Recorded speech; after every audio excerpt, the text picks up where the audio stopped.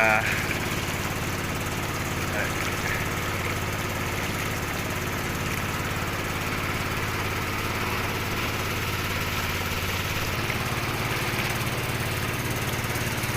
Xa xa kia là những ngôi nhà sàn của người bản địa.